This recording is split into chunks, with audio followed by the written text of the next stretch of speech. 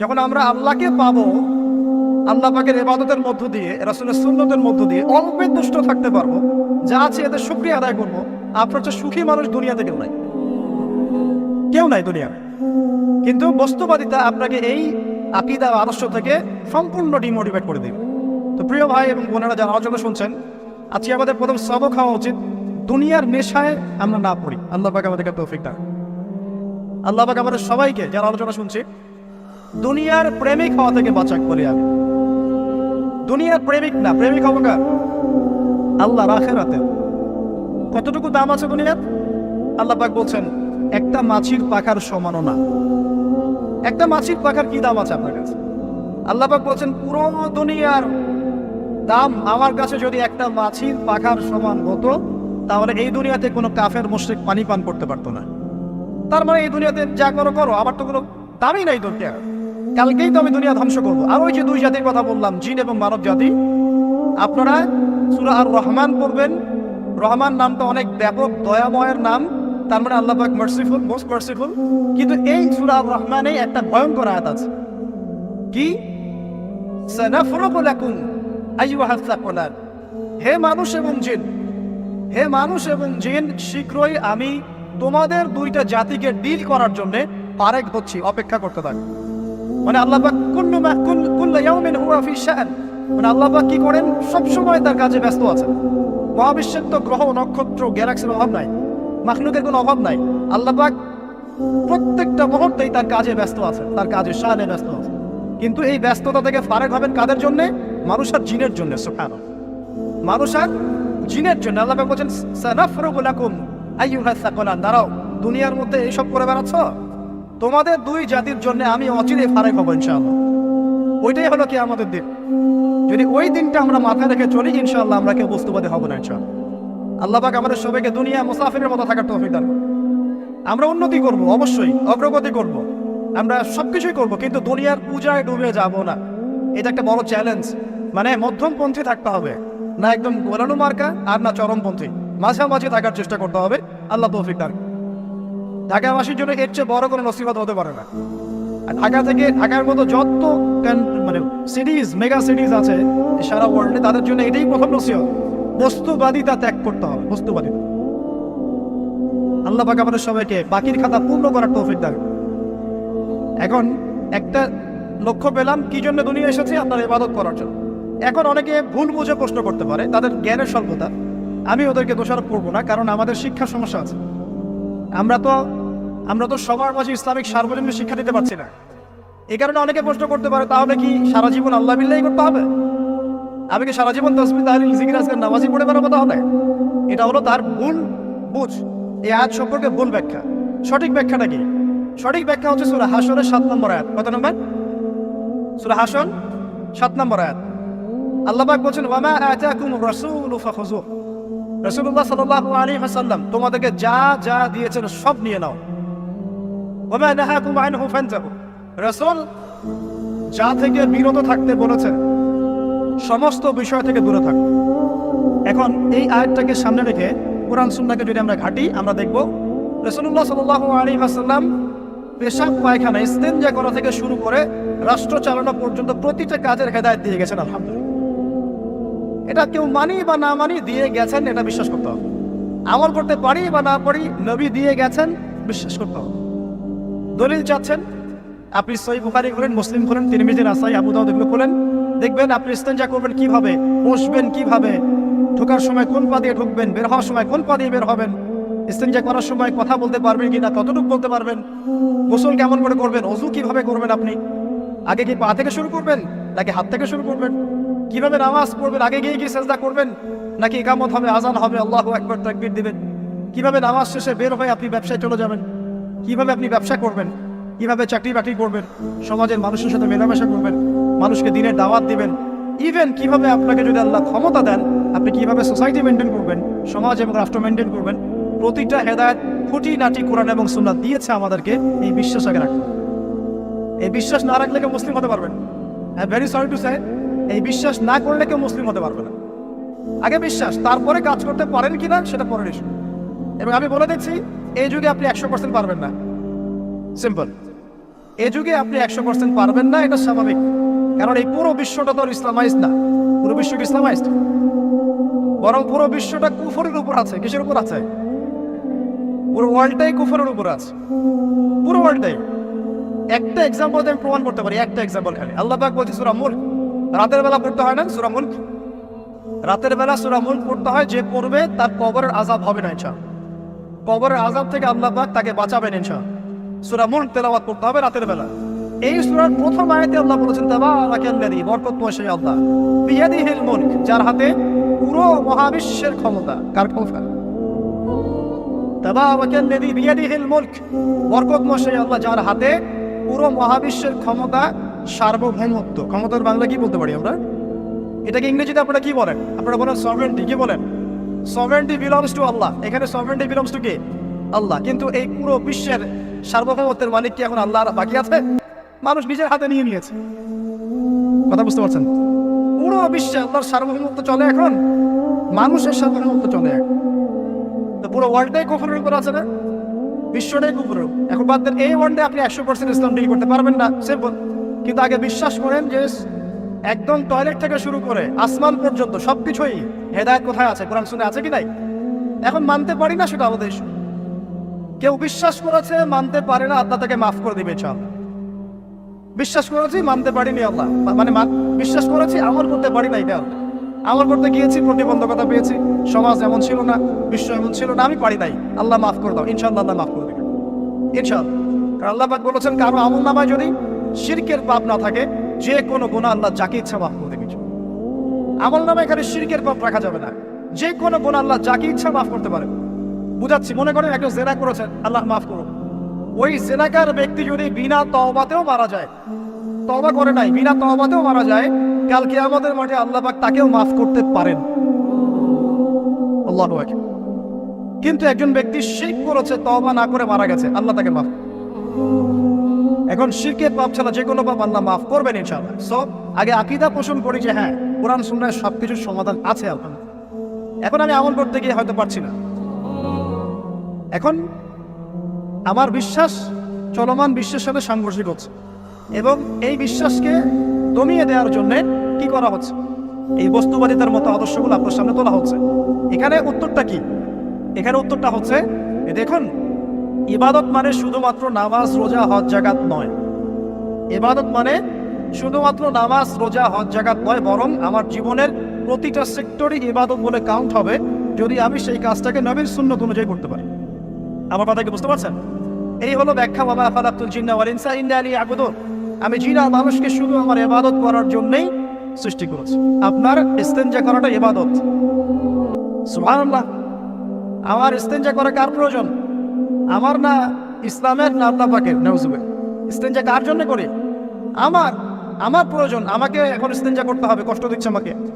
খাবার খাবেন, কার জন্য খাচ্ছেন? আমার জন্য নয় কি? আমার জন্য। আপনি ব্যবসা করছেন, কার জন্য? আমার জন্য, আমার স্ত্রী সন্তান, আমার পরিবারের জন্য। আপনি সমাজটা করছেন কার জন্য? আপনার জনগণের জন্য। এখানে স্বার্থ কার? মানুষের না আল্লাহ? আমার স্বার্থে আমি এই সব কাজগুলো করব, নবীর সুন্নাহ অনুযায়ী করব, তাহলে দুনিয়াবী কাজগুলোতেও আল্লাহ পাক নেকি দিয়ে দিবেন ইনশাআল্লাহ। কেমন দুনিয়াবী কাজ?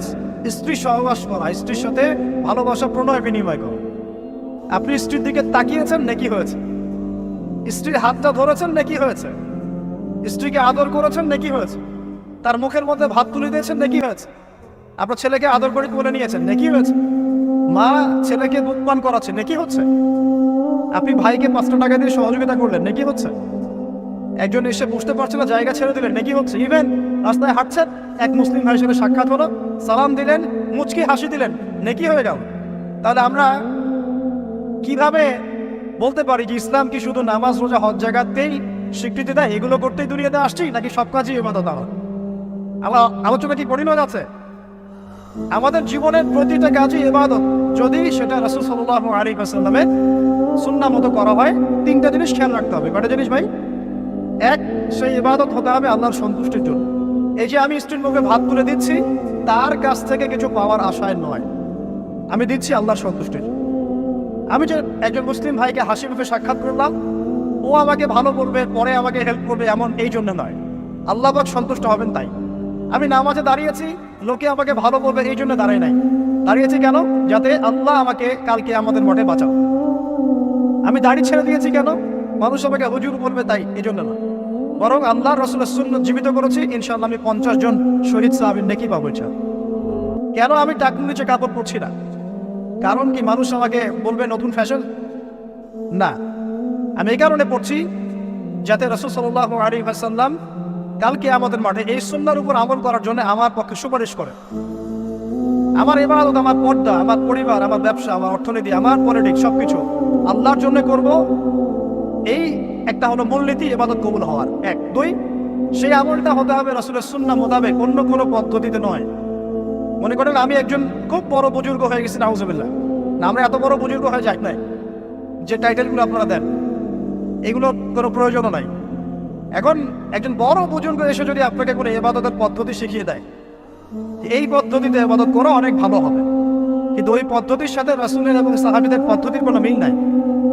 মুখরোচক মনে হলো, দেখতে সুন্দর মনে হলো, এবং অনেক মানুষ তা করছে এরকম দলিল থাকলেও সেই কাজটা করা যাবে। কারণ কি? কারণ সেই কাজটা রাসূল সাল্লাল্লাহু আলাইহি ওয়াসাল্লামের সুন্নাহ মাফিক হয়নি। আল্লাহ রাসূল করেন নাই, সাহাবীরা করেন নাই, বাস আমি করবো না। ইমামরাও করেন নাই, পরবর্তী জেনারেশনে কেউই করেন নাই। এখন যত ভালো টাটকা মজা লাগুক, দেখতে সুন্দর লাগুক, বহু মানুষ করছে, এইসব দলিল ইসলাম টিকবে না। আল্লাহ পাক বোঝার তৌফিক দান। 1 নম্বর শর্ত আল্লাহ সন্তুষ্টির জন্য হতে হবে। 2 নম্বর রাসূলের পদ্ধতিটা হতে হবে। 3 নম্বর খুব ডিফিকাল্ট, 3 নম্বরটা বেশি ডিফিকাল্ট। প্রথম 2টা পার হয়ে গেলেও 3 নম্বরে গিয়ে আমরা আটকে যাচ্ছি। আর বলবো, রাগটা করবেন না তো। 3 নম্বর হচ্ছে রিজিক হালাল হতে হবে। রিজিক হালাল হতে হবে। পশ্চিমের আদলে গড়া এই পুরো বিশ্বের বেশিরভাগ মানুষের রিজিক এখন হারাম। কেন হারাম? কারণ কোনো না কোনো ভাবে আমরা সুদের সাথে সম্পৃক্ত হয়ে যাচ্ছি, কোনো না কোনো ভাবে। আর নবীজি অনেক আগেই বলেছিলেন, 1400 বছর আগে, যে একটা জামানা তোমাদের সামনে আসবে, যে মানুষ সুদ খেতে চাইবে না তার গায়েও সুদের ছিটাফোঁটা গিয়ে লাগছে কিনা। এখন আপনি খেতে চাইবেন না, আপনাকে মেসেজ পাঠিয়ে দেওয়া হবে আপনার অ্যাকাউন্টে এত টাকা যোগ হয়েছে। কি করবেন এখন? টাকাটা আপনি সুদের টাকা। সুদের টাকা মানে কি? 1 দিরহাম যে ব্যক্তি সুদ খেয়েছে সে যেন 36টা মেয়ের সাথে জিনার পাপ করেছে বলে। সহিহ বুখারী হাদিস, একদম অকাট্য, সহিহ, সনদ সহিহ, এমন না জয়ীফ জাল, এমন নয়। 1 দিরহাম যে ব্যক্তি সুদ খেয়েছে সে যেন 36 বার জিনা করলো, নবী সাল্লাল্লাহু আলাইহি ওয়াসাল্লাম। আর এই হাদিস তো আপনারা জানেন যে সুদের পাপের 73টা শাখা আছে। নিচের শাখা হচ্ছে মায়ের সাথে জিনা করা, মাকে বিয়ে করা, আর উপরের শাখা হচ্ছে আল্লাহ এবং তার রাসূলের সাথে যুদ্ধ করা। এগুলো অবলীলায় করছি আমরা। আর নবীজি বলছেন 4 শ্রেণীকে আমি অভিশাপ দিয়ে গেলাম। আল্লাহর নবী অভিশাপ দিয়ে গেলেন মানে সে জাহান্নামে যাবে, কোনো অবস্থাতেই জান্নাতে যাবে না। ইল্লা মা শা আল্লাহ। 1 যে সুদ খায়, 2 যে সুদ দেয়, 3 সাক্ষী থাকে, 4 লিখে রাখে। এখন বলেন এই সিস্টেমের বাইরে কতজন মানুষ আছে? এর বাইরে আবার আছে যাকাত না দেয়া, সম্পদ হারাম হয়ে যাচ্ছে। এর উপর আবার আছে ঘুষ যা না দিলে অনেক সময় চাকরি বাকরি হয় না। আস্তে আস্তে এগুলো আমরা ট্রেডিশন বানিয়ে নিয়েছি। একসময় আমরা, শোনেন, এটাকে বলা হয় নিউট্রালাইজেশন, মানে স্বাভাবিকীকরণ। খুব কঠিন টার্ম বলে ফেলছি মনে কিছু।